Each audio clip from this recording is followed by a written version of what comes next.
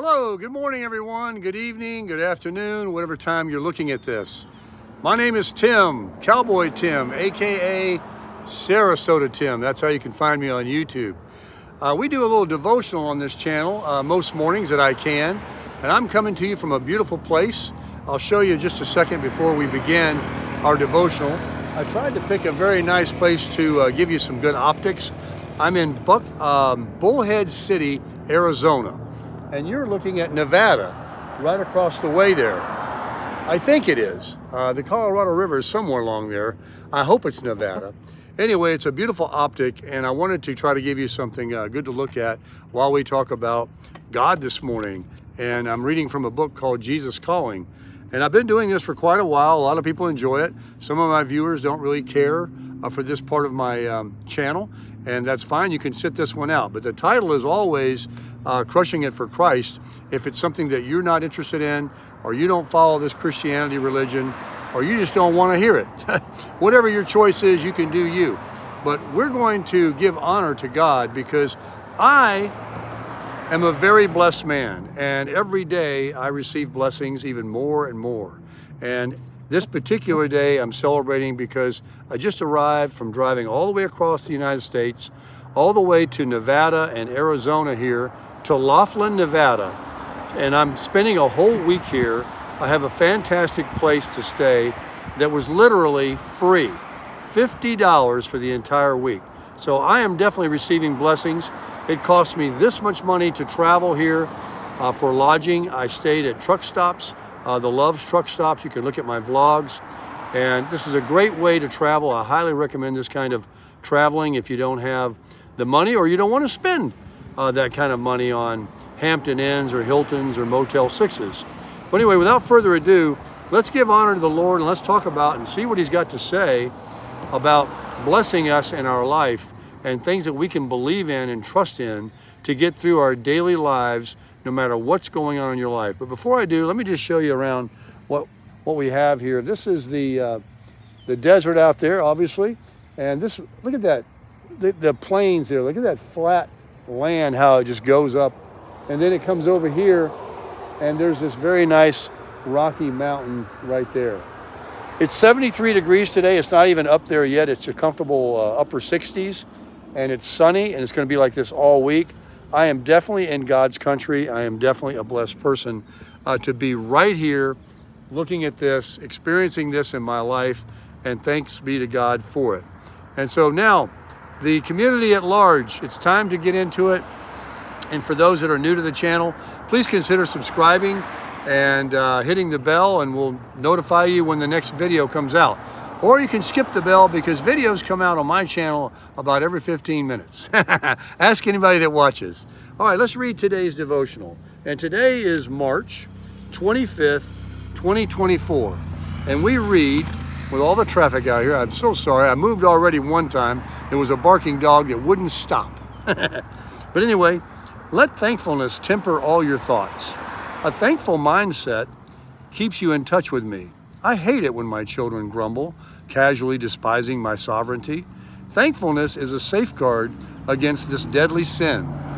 Furthermore, a grateful attitude becomes a grid through which you perceive life. Gratitude enables you to see the light of my presence shining on all of your circumstances. Cultivate a thankful heart, for this glorifies me and fills you with joy. So that was the devotion, and the devotion also has scriptures below it that the author of this book derived at that. And let's see what those scriptures say. The first one is from 1 Corinthians in the New Testament, where Paul wrote to the church of Corinth, and he wrote in the chapter 10, verse 10, "And do not grumble as some of them did, and were killed by the destroying angel." The next one is in the book of Hebrews in the New Testament, and this actually has an anonymous author that wrote that book. Therefore, since we are receiving the kingdom that cannot be shaken, let us be thankful, and so worship God acceptably with reverence and awe, for our God is a consuming fire. Now, when I say they don't know who wrote that book, of course, God wrote the Bible and was inspired every word that's written in the Bible was inspired by God through a man's pen. So it's definitely written by God. The next one is also a New Testament verse in the book of Colossians, where Paul wrote to the church of Colossae. In the third chapter, verse 16, let the word of Christ dwell in you richly as you teach and admonish one another with all wisdom, and as you sing psalms, hymns, and spiritual songs with gratitude in your hearts to God. Now, as much as I wanted this to be a very nice place, all of a sudden traffic just started coming. But let's see if we can get through it, folks. I hope you can. Anyway, it says back in the devotional here, we like to elaborate on what we read. Let thankfulness temper all your thoughts. A thankful mindset keeps you in touch with me.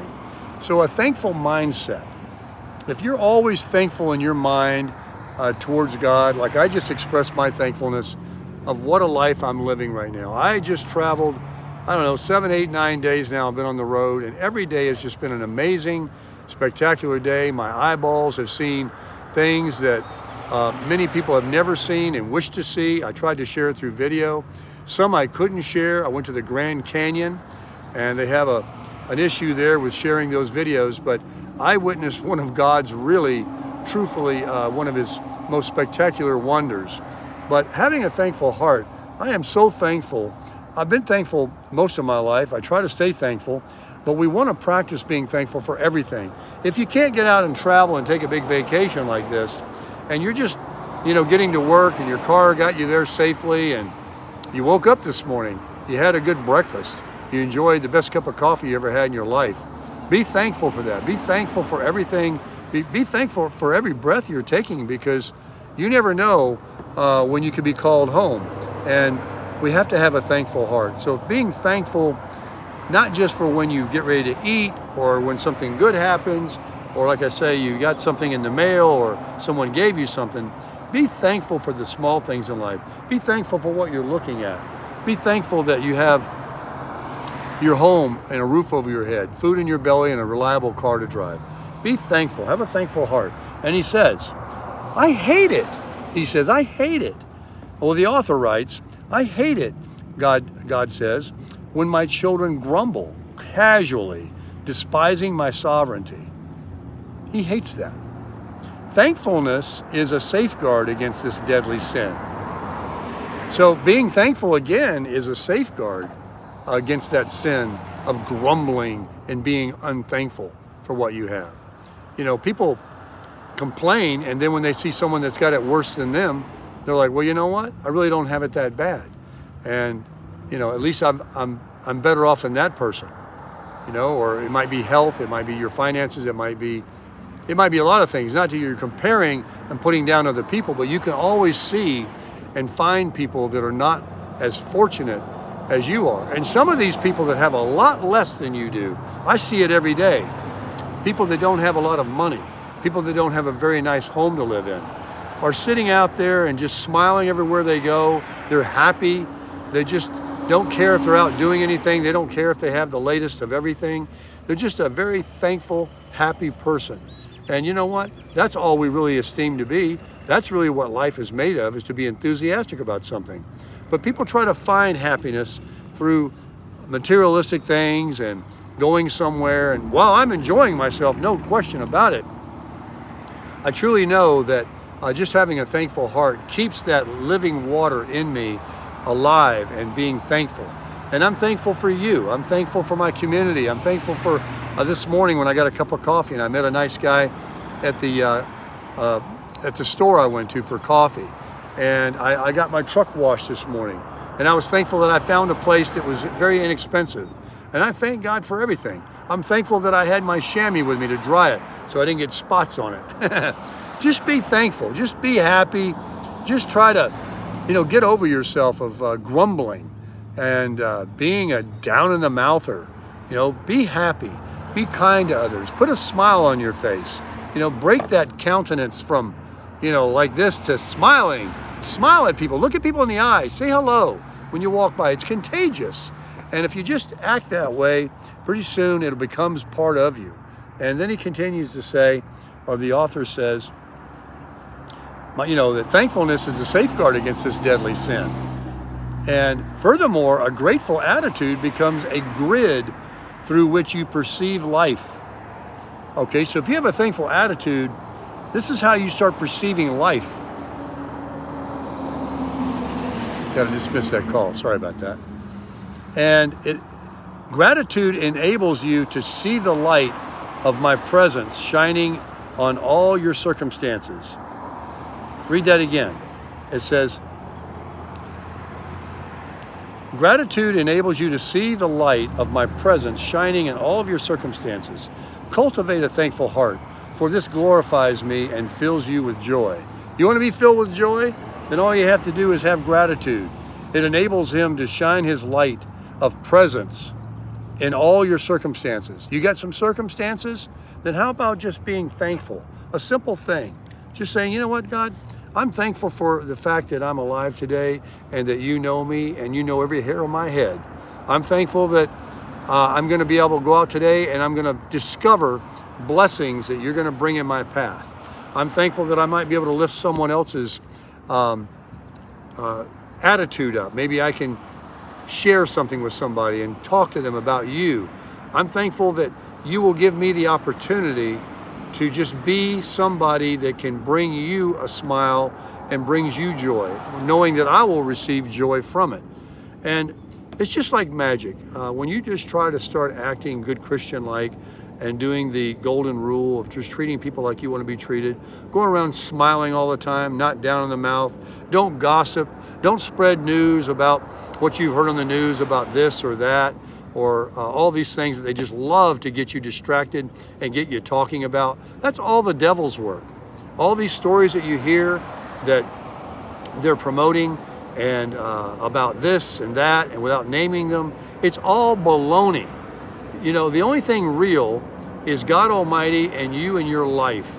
And everything else in this world is really of the evil one. If you start looking at the world for your happiness and trying to find it through people or things, it's going to be a very difficult time for you. The only way you're going to sustain happiness and be able to smile and keep that joy that this book talks about is for you to have a gratitude attitude, an attitude of gratitude. There it is. Let's just make it today to be the day that we practice one more new thing that we've learned, and that's just to be grateful today. Are you grateful today? Are you waiting for Thanksgiving to be grateful? You don't have to. All you have to do is just do it every day. So that's what we learned today. Let's make it a day of gratitude. Let's keep our smiles on our face. Let's not let anything or anybody rob us from our joy. Let's not watch any of that media. Let's not read any of those negative stories on your phone. Let's not give any attention whatsoever from anything that will distract you from crushing it.